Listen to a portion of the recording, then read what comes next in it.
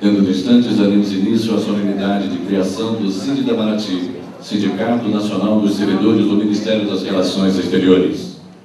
Para a abertura da Assembleia, chamamos para compor a mesa o coordenador do Grupo de Trabalho do Sinditamaraty, o senhor Alexei Vandenbroek. O diretor do Departamento de Serviço Exterior, embaixador Denis de Souza Pinto.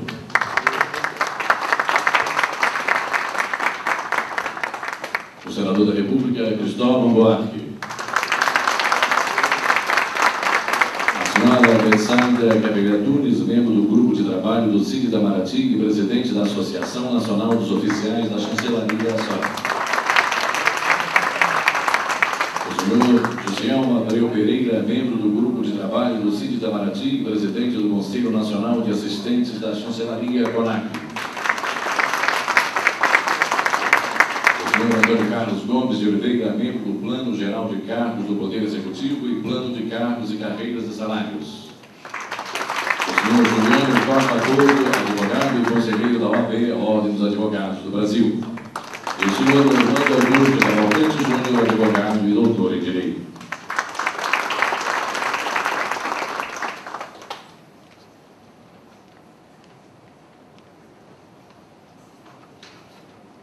Convidamos a todos a ficarem de pé para ouvirmos a execução do hino nacional brasileiro.